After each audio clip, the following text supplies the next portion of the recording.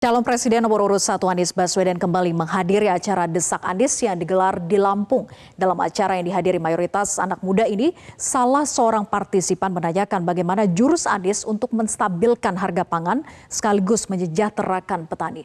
Merespon hal itu, Anies menawarkan konsep contract farming. Izin ya Anies,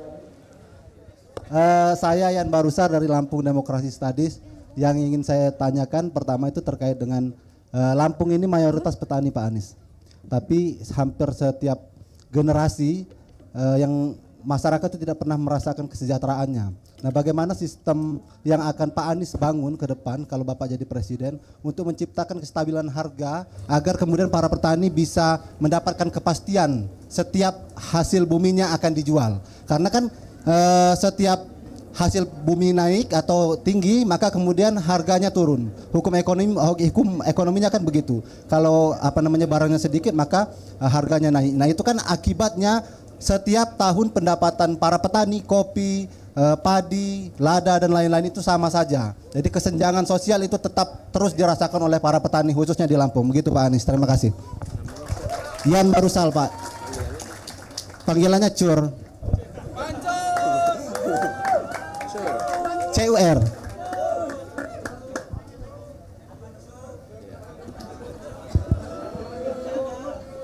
Siap. Oke, Yai 2 menit dari sekarang. Saya panggil Yai Cur ya. Siap, Yai Anies. Ya, Yai Cur. Terima kasih.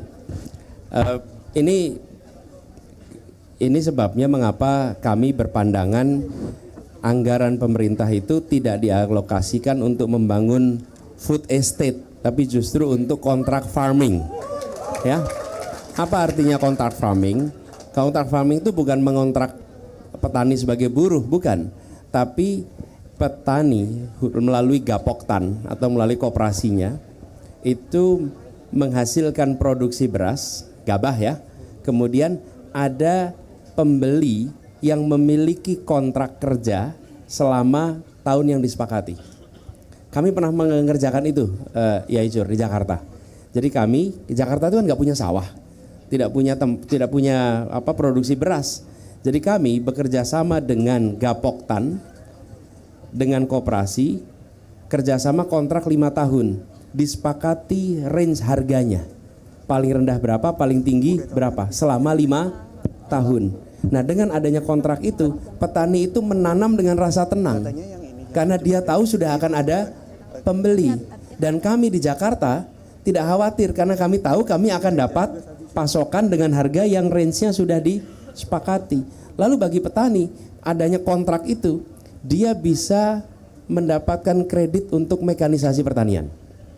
Dan dia bisa ke bank BRI unit desa, kalau sampai perlu pinjam, punya kontrak tuh, bahwa akan ada yang membeli dengan harga yang sudah disepakati. Jadi kontrak itu menenangkan petani, menenangkan juga bagi kami yang membeli.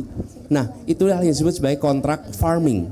Bila itu kita kerjakan di berbagai wilayah Indonesia, maka petaninya tenang, konsumennya juga tenang, harganya juga stabil, dan mata rantai yang panjang itu bisa dikurangi karena langsung. Oke, ya Anies, waktunya habis, cukup ya? Cukup, nggak boleh ditanggapin lagi ya? Oke, salaman lu biar damai. Jelajahi cara baru mendapatkan informasi. Download Metro TV Extend sekarang.